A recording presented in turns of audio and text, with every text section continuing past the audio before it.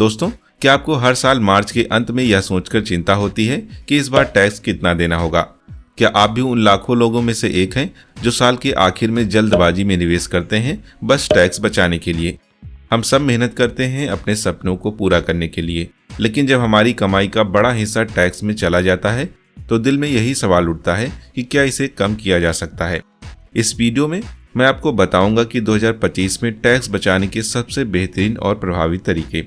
यहाँ सिर्फ योजनाओं की ही बात नहीं होगी, बल्कि उन योजनाओं की गहराई से जानकारी मिलेगी ताकि आप समझ सकें कि ये आपकी जिंदगी को कैसे बदल सकती है। दोस्तों, टैक्स बचाना सिर्फ पैसे बचाने तक सीमित नहीं है। यह एक ऐसा कदम है जो आपके और आपके परिवार के भविष्य को सुरक्षित करता है। सही योजना के साथ आप अपनी मेहनत की कमाई का सही इस्तेमाल कर सकते हैं, अपनी बचत को निवेश में बदल सकते हैं और अपने सपनों को पूरा करने के करीब पहुंच सकते हैं। अब सवाल है कि कैसे? तो आइए इसे आसान भाषा में समझते हैं। चैनल पर नए हैं तो इसे सब्सक्राइब भी कर लें ताकि आपको ऐसी इंफॉर्मेटिव वीडियो मिल सकें। 2025 में टैक्स बचाने के लिए आपके पास कई तरह के विकल्प मौजूद हैं। आइए इन्हें एक एक कर समझते हैं। पहला है पब्लिक प्रोविडेंट फंड यानी पीपीएफ। पीपीएफ टैक्स बचाने का सबसे सुरक्षित और पॉपुलर निवेश विकल्प है। इसमें आप 1.5 लाख रुपए तक का निवेश कर सकते हैं और 80C के तहत आप इसमें टैक्स में छूट भी पा सकते हैं। इसके अलावा ब्याज और मैच्योरिटी अमाउंट भी टैक्स फ्री होता है। यह एक लॉन्ग टर्म यानी कि 15 साल का प्लान है। यह आपके रिटायरमेंट के लिए शानदार है क्योंकि इसमें आपको गारंटी के साथ 7.1% तक का इंटरेस्ट मिलता है। इसके बाद है लाइफ इंश्योरेंस, जीवन बीमा। जीवन बीमा सिर्फ टैक्स बचाने के लिए नहीं है, यह आपके और आपके परिवार को सुरक्षा की गारंटी देता है। तो ऐसे में आपको एक लाइफ इंश्योरेंस जरूर लेना चाहिए और इसे भी आप 80C के तहत टैक्स में छूट का दावा कर सकते हैं। नेक्स्ट है नेशनल पेंशन स्कीम यानी एनपीएस। एनपीएस आपके रिटायरमेंट के लिए सबसे बेहतरीन स्कीम है। इसमें 80C के साथ साथ 80CCD पर 50,000 रुपए तक की अतिरिक्त टैक्स में छूट मिलती है। आपके निवेश का एक हिस्सा इक्विटी में जाता है जो आपके रिटर्न्स को बढ़ाने में मदद करता है। यह भी लॉन्ग टर्म के लिए बेस्ट निवेश है, लेकिन पीपीएफ की तरह यहाँ रिटर्न की गारंटी नहीं होती। अगर आप इसमें लॉन्ग टर्म तक निवेश करते हैं तो आपको 12 से 15% तक का रिटर्न मिल सकता है। तो इस तरह आपको पीपीएफ की तुलना में यहाँ पर 3 से 4 गुना का फायदा भी देखने को मिलेगा।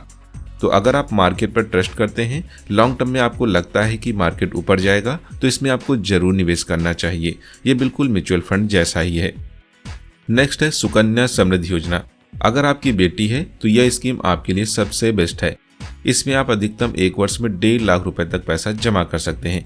इसमें आपकी जमा राशि पर 80C के तहत टैक्स में छूट मिलती है। साथ ही ब्याज पर और मैच्योरिटी पर भी किसी भी तरह का टैक्स नहीं लगता, यानी कि EEE एग्जेम्प्ट कैटेगरी में आता है।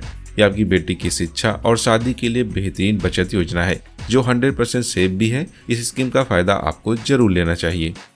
नेक्स्ट है tax saving FD. Tax saving FD 5 साल के लॉक इन पीरियड के साथ आती हैं, यानी कि इसमें आपको कम से कम 5 साल तक पैसा जमा करना होगा, तभी आपको टैक्स बेनिफिट मिलेगा। निवेशक इन एफडी में निवेश करके प्रतिवर्ष 1.5 लाख तक की टैक्स कटौती का दावा भी कर सकते हैं। इसके बाद है एलएसएस या टैक्स सेविंग फंड। अगर आप म्यूचुअल फंड में निवेश पर टैक्स में छूट पाना चाहते हैं तो एलएसएस फंड आपके लिए है। हालांकि यहाँ पर 3 वर्ष का लॉक इन पीरियड होता है, यानी कि 3 वर्ष के पहले आप विड्रॉ नहीं कर सकते। इसमें भी आपको 80C टैक्स बेनिफिट मिलता है। नेक्स्ट है नेशनल सेविंग सर्टिफिकेट। अगर आप टैक्स बेनिफिट के साथ अच्छी ब्याज दर चाहते हैं और सुरक्षा के साथ, और आप पोस्ट ऑफिस स्कीम के साथ जाना चाहते हैं, तो एनएससी भी एक सुरक्षित विकल्प है जहां पर आपको 80C के तहत टैक्स में छूट मिलती है। इसका ब्याज हर साल आपके निवेश में जुड़ता है, जिससे कि आपको कंपाउंडिंग का पावर देखने को मिलता है। तो अगर आप पोस्ट ऑफिस स्कीम के साथ जाना चाहते हैं तो नेशनल सेविंग सर्टिफिकेट स्कीम भी अच्छी है, जिसमें आप पैसा जमा कर टैक्स बेनिफिट भी ले सकते हैं। नेक्स्ट है हेल्थ इंश्योरेंस। स्वास्थ्य बीमा का प्रीमियम का भुगतान करके आप 80D के तहत टैक्स में छूट पा सकते हैं।